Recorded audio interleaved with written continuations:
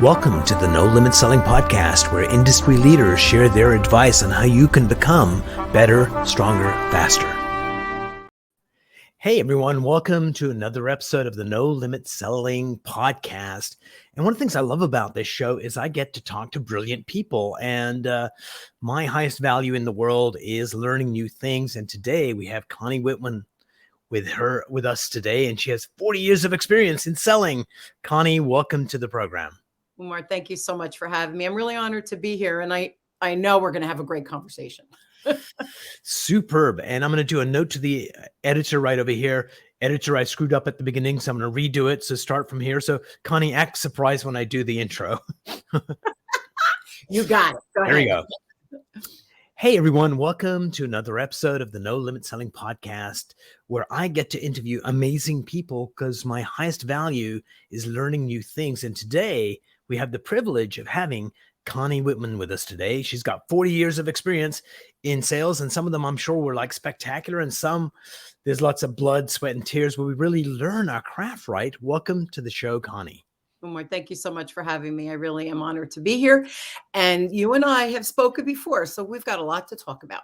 Absolutely. And I think one of the things that's kind of I'm not sure if it's spelt the same way, but Whitman, Walt Whitman is one of my go-to guys for quotes because he had such an amazing life. And one of them is, some people you can't tell them if they don't know. And a lot of times salespeople, people that are great salespeople are always learning. Even if it sounds like something they know, they kind of pick up a nuance. So being in sales requires ego, and sometimes ego gets in the way. So why don't you any insights on that? How do we stay humble and stay learning and always improving? So that's such a good question. And, my story when I began 40 years ago, I always say sales found me. I didn't realize that I was good at it. I had these natural intuitions about how to communicate with people from this very caring, loving, honest place. And so in a job that I was at, I was selling, but I didn't know I was selling. I felt teaching and caring and loving to help others make more sales. So I know this, let me educate you. You can make more money. Everybody wins. And that's how I ended up getting into sales. Because it was funny. They said to me, you're really good at sales. I'm like, sales? I am? I don't even know what that is. So I think to answer your question, I think I'm humble, and I've always been, and it wasn't about the ego for me that I have to be in sales, make a lot of money and, show people how great I am. I think I always come from this place of love, care, and respect. So it keeps me grounded and it keeps me humble. And the other thing I say all the time when I train or I'm working with my clients, I learn from them every time I'm in their presence, because somebody says something or phrases it and I think, oh, I'm going to steal that. I'll give you credit, but I'm stealing it. That was great. I love how that landed for me, that energy behind it. So I feel like we approach things from curiosity. It keeps us humble, because then I'm not the know-it-all. I'm curious to learn every interaction I have, even with my clients where I'm teaching. Oh, I love that. And certainly if you want to learn something, teach, because that's where you really get the nuances when you're trying to explain to others. But one of the things you said was, love, care, and respect is what I do. And so here's a few things. When I approach anything from playing squash to doing a sales appointment to meeting a stranger, if I come at it from a place of love, it just changes the interaction, makes me more patient. I'm looking for the good. It just, in so many ways, it works. Caring, of course, is critically important, because people feel that when you really care about them, when you're trying to sell them something, I'm going to make sure you buy this, Connie. And there's an intent. Even though I use nice language, you can pick it up. Absolutely. And I think that last part oftentimes is just a throwaway line. But if you can go deeper into that, the respect part, because I think is huge. And why do you think it's huge? Why is respect such an important part of sales? Because first of all, we have to respect ourselves and the genius that we do bring to the table and honor it. And I find many times people go and try to sell, whether it's a business owner and they're trying to sell their product, services, whatever it might be. and they feel, well, I shouldn't charge for that. Oh, they can't afford it. You have to find the ideal client who can afford you, because you should get rewarded, paid, right? And money is nothing more than an energy exchange, so that I'm really truly helping those that need my help, right? My ideal client. Mhm. I think if we have self-respect, it really has to start there. And then the second piece of that is everybody you meet, you're not better than them. You're not worse than them. You're not higher than them. You're not lower than them. They are equals to you, no matter what they do in their life or their world or their business or career. So I think if we approach it as we are all one, that level of Mhm. respect kind of always there. And I'll share, I know where I got that from. This has been, and it's funny because people that meet me, if I say to them, because sometimes you ask, right? You're curious, pick one word to describe me. And respect is often the word. Curious is the other Mhm. one. Curious and respect are the two words, I think, and friendly. But those are the big words that are odd, right? Friendly, everybody's friendly, or everybody's an introvert. But to hear that caring, respect, friendly, all of those, I think, keep us humble as well. And then I learned respect from, and it's interesting, my dad came from Italy. And I remember as Mhm. a little girl, he would say to us, you have to look in the mirror and love yourself. And I used to think, oh, Mhm. he's so egotistical. He was a good looking man, right? But I thought, oh, he's so egotistical. Well, then you become a parent. And I learned that you have to have self respect. Otherwise, people will step on you. You'll allow people to step on you. So start with respect, but then honor those that are in front of you as well. And I think that's where the respect comes from. So it's deep rooted within me for sure. Nice. Three things there. Number one, oftentimes I'll say in a workshop, my highest wish for you is that you fall in love with yourself. Uh, Lovely. and you'd mentioned, respecting yourself first is the most important, and I think it is. The second thing that came up was uh, oftentimes salespeople equate. There's a term from the Talmud that basically says something like, "We do not see the universe as it is; we see it as we are." And oftentimes, as salespeople, we go, "Oh, they can't afford that." How do you know? What gives you the right to determine what they can buy and not buy? And Right. oftentimes we do this because we just look at their appearance, or it's our own self-worth dictates, well, I can't charge that much. When the reality is we're in the business of solving problems. For And if you sure. respect yourself and you respect the other person, that creates a bridge, and that lets the customer, remove some of the filters that we normally have to protect ourselves. And then they tell you what's really going on. And from that, you can go, huh, let me show you a way to solve that. And does this make sense to you? And what you're giving them is something of, if it's of high enough value, they'll pay for it. And you said it was an exchange of energy, money, and that's a good example of that. Is, oh, I helped you uncover a really big problem. And sometimes somebody thinks that this is my problem, and when you actually ask them a few questions, they realize, oh my God, it's this big. And then you say, I can help you solve that. That'll make your life so much easier. And they're more than happy to pay you to make that problem go away, because they could make it go away themselves probably in 3 years. But with you, we can let go of that next week and move on with our company and start making money and not. So, Absolutely. yeah, absolutely. Respect yourself, and then don't prejudge other people. The other thing too with sales, I think we have to remember that if someone is struggling with, and you fill in the blank, right, with it, whatever it is you're selling, service, pot, product, doesn't matter.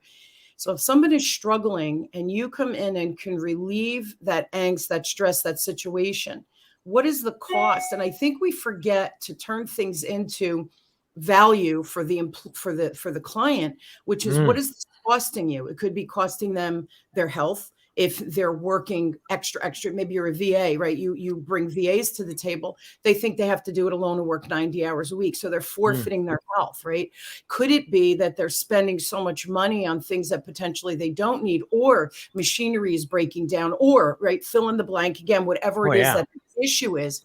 Now you come in and you solve that problem. There's always a return on the investment, whether it be time, money, again, energy, health. But what are you solving that creates that amp up of good, right? Of good health, of financial stability, lower costs, more income, whatever it might be. And I think we forget that we are the solution provider, and we go in thinking, oh, like you said, they don't have the money. They're not going to like me. They're not going to want me. We all have that negative record player. And I think if we come from love, care, and respect, you'll never do the wrong thing. Absolutely. I think it's that intent is such like an important thing. And that's what you described. So one of the areas where people have a really tough time is asking for the sale. Like there's lots of data that shows that people will walk around the issue and hope that the customer will take a hint and go, oh, maybe I should buy this. So why do you think that happens? And what's a good strategy to overcome that? So you feel really comfortable saying, hey, let's sell this to you and end your pain and suffering. So it's just interesting because I have everybody's got a process, right? And there's no judgment from me. Like if you're doing something and it's working, keep on rocking it. Like don't change it because somebody told you to if you're getting the results. But my process happens to be 7 steps. I've used it for 40 years and it works, right? Rinse and repeat, it's good. But here's the thing. Step 6 is the asking for the business. And in my process, it's the easiest piece because if you do step 1 through 5 really, really, really well, when you ask for the business, the client is almost saying to you, well, can we do it today? What's the next step? Do we need another meeting? Do I need to bring my accountant in? Do I need to bring in my CFO? So they're leaning in, ready to go. The asking for the business is, okay, let's schedule the training. I'm going to send you a contract later today. The proposal's been sent. You've negotiated through all that. Now it's just, let's get this party started. So I think if we can get really good in those first 5 steps, that 6th step of asking for the business becomes a non-event. And here's the last thing I want to say about that one, Umar. For me, 3 things happen before we even ask for the business.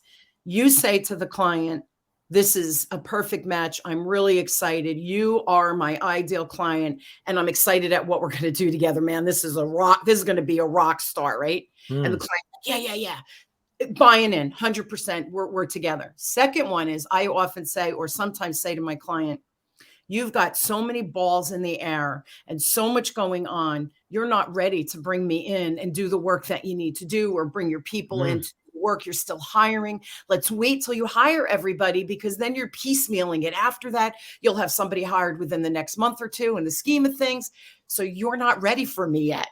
Doesn't mean I'm walking away from the sale. They're still in my loop, my 7 steps. It's just that I'm saying you are not ready to do this because I know it's going to fail. Then they say the training wasn't good or it was a waste of money. So why go down that road and force the square peg in the round hole? You're not ready for me yet. Right. And then the third one is, you know what, Umar, I'm not the right person after getting to know you, understanding your situation. You need to meet my friend Joe. He's the one who can truly help you with that. I have a wonderful network. I vetted them out. They're good, they're fairly priced, and I know they can make a difference for you. And then I do an introduction. Notice I didn't use the word objection because I've done such a good job through my steps 1 through 5 that I never get objections because I either don't ask for the business, you're not ready for me, or we prolong it or whatever it is. But it's a fluid conversation. It's not, sorry, can't help you. Usually I have someone in my network who can. Right. So let's start. What's step 1 of your process? Step 1 is preparation. And I think we do not spend enough time in preparation because everybody goes, oh, that's a waste of time. I need to make calls. Okay, make calls. I'm not saying don't. Are they good calls? Are you prepared for your calls? Are they quality calls? What's your return? If you're making 100 phone calls, how many appointments are you getting? So making more calls, if you're going in unprepared, your calls are crap. So preparation. I can't emphasize that one enough. And by the way, Umar, preparation goes through all of them. I know you're surprised by that, right? Step number shocked. Right? So hold on before we go to step 2. So step 1, preparation. So salespeople have typically what I look for is, if I can get 3 interesting things to talk about in terms of something about the company themselves and something that's legitimate and not like, oh, we went to the same school together, which sometimes, it seems a little cheesy. So what trigger events are you looking for in that preparation? So preparation for me is your time management, your organizational skills. So and I'm not even just talking your desk. When you show up in your briefcase, and especially if we're doing outbound calling Mm, and we're going to a client's location, when you pull your stuff out, is everything falling out of your for women purse mm. or our briefcases? You have to go in appearing organized. You should have your questions organized. There should be an agenda. There should be something that you can hand out so the client can, especially if it's a live, not a Zoom. So they have the agenda with you. All of that is part of preparation, as well as knowing your products and services and how Mm, to articulate and have good presentation skills and know if you get an objection, what are you going to say? All of that is preparation. There's a lot going nice. on. Yeah, there's a lot going on. So what's step 2?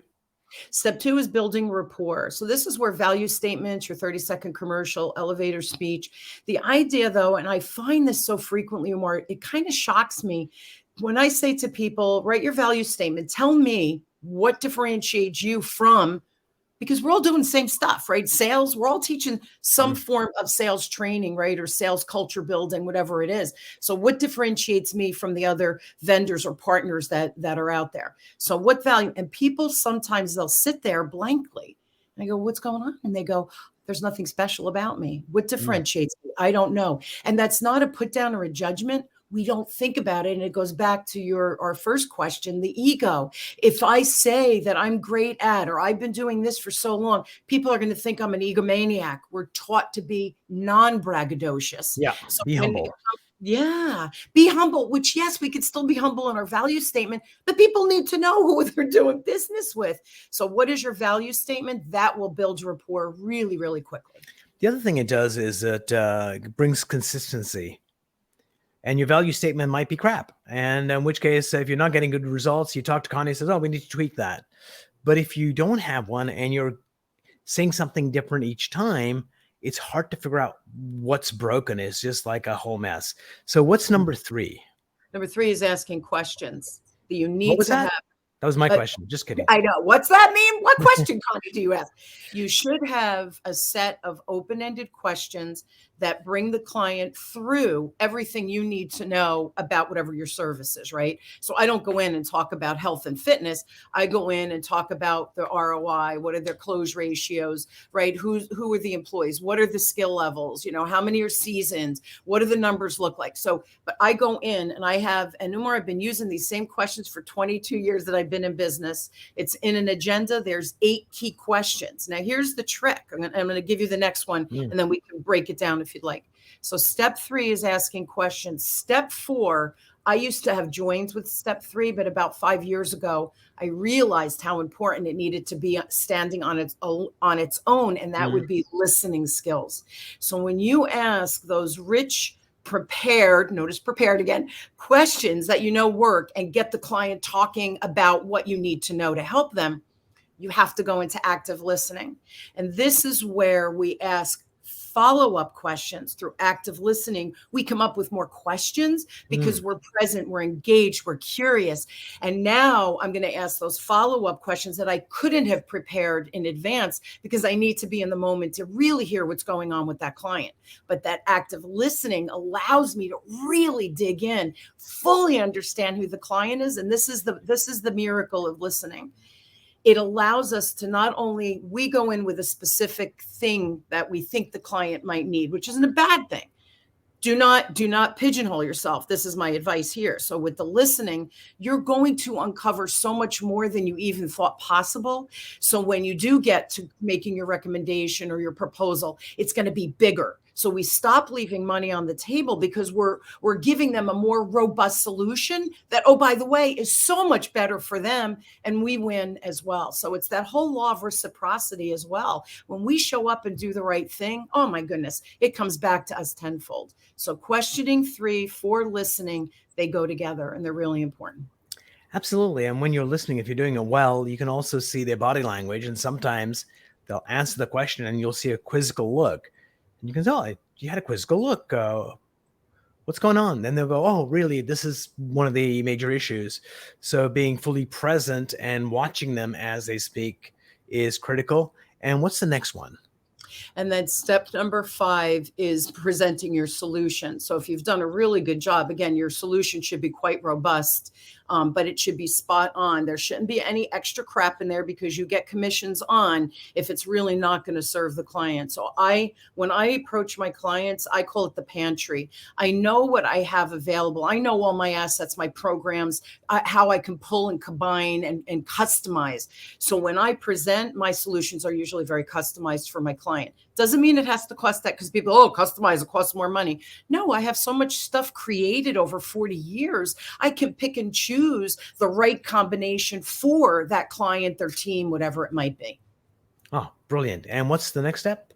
Asking for the business. So it's like, Oh, hey, Omar, let's get absolutely. started. Want to start next week? How many people? Let me send an email with a Zoom link so whatever that next step is for you. But we're moving forward. There's a commitment from the client. There's a commitment from you. And then what is that next step to get it started? And what is the last step? Another very important one, follow up. Nobody follows up the way they should. So you should be following up, and depending on your sales cycle, don't badger a client. If it's a longer sales cycle, be respectful in how you show up for them. But we need to follow up. And if a client says no today for numerous reasons, doesn't mean they don't like you, they don't like your solution. Timing might be off. So if we don't follow up, we lost that opportunity down the road, and we've already done the first 6 steps. So why are we walking away from potentially good business? And if I can share one quick story. Sure. I had one client, and they kept saying to me, it was a very big bank, happened to be a bank, very big bank in Jersey. You're too small. You're too small. So 5 years, I followed up with them again, maybe maybe 3 times a year, their birthday, the holidays. If I knew something was going on in their bank, I would send an article or comment, but I got to know them personally. So most times we got on, it would be in the summer. They're not looking to hire anybody, right? It's not budget season, but I would say, how's the family? I knew the kids. I knew who was in college, whatever was going on. The 5th year, they had hired 3 other vendors during that period of time, and they were epic fails, and they spent millions of dollars and got nowhere. Reconnect with them, and they were like, could you come in? We just want to talk to you. I'm like, sure, of course, I'll help you any way I can. I go in, within 10 minutes, they realize, why didn't we hire you 5 years ago? And I giggled, and I said, listen, I knew I was the right vendor for you. I was the right partner. You had to go through this, and now you understand the value I bring to the table. Never too late. It's all good. And here's the punchline. So people go, 5 years, like, are you crazy? I worked with them for 15 years. In 2018, they became the #1 bank in New Jersey. That was not solely because of me, but I did contribute. Yes. 15 years. How many millions of dollars did I make over that period of time? Because I ended up training every division within the bank over time. So was it worth that 5 years of follow-up? Oh, I say yes. Absolutely. And I think a lot of people respect that degree of follow-up if it's done in the right way. Yes, respectfully.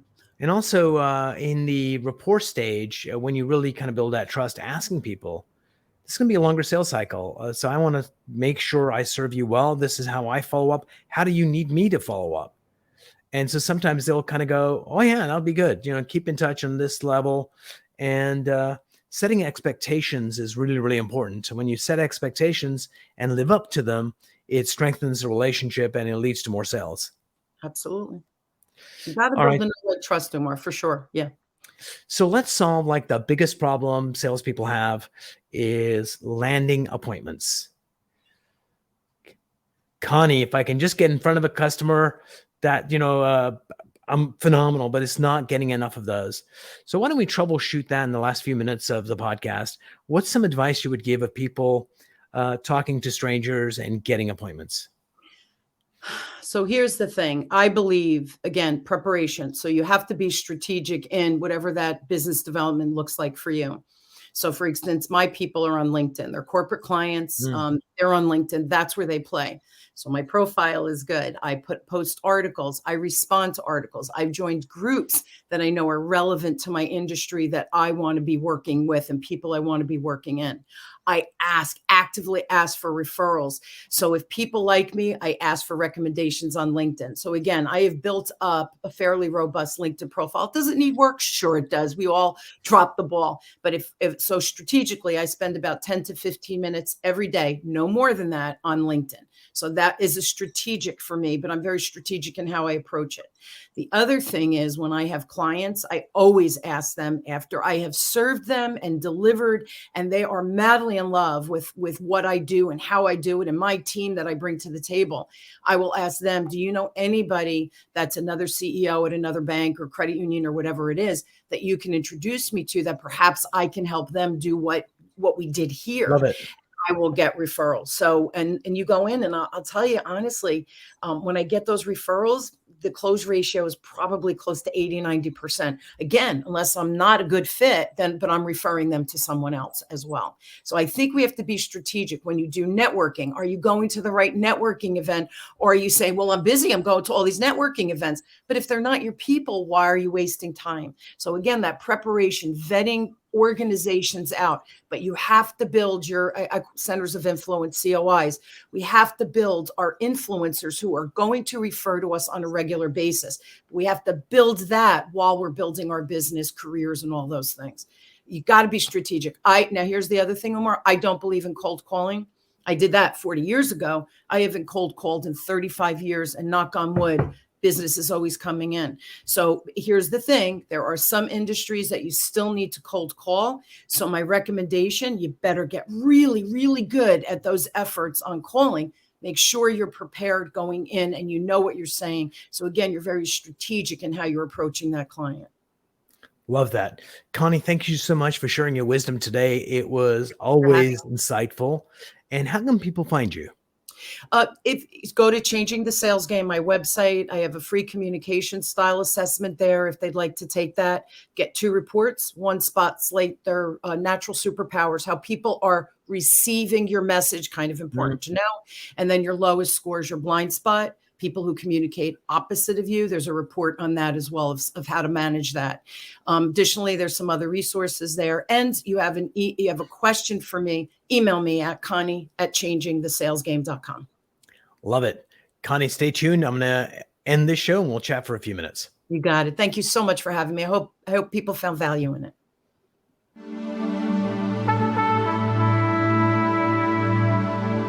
If you enjoyed this episode, please go to iTunes and leave a 5-star rating. And if you're looking for more tools, go to my website at nolimitselling.com. I've got a free mind training course there that's going to teach you some insights from the world of neuro-linguistic programming, and that is the fastest way to get better results.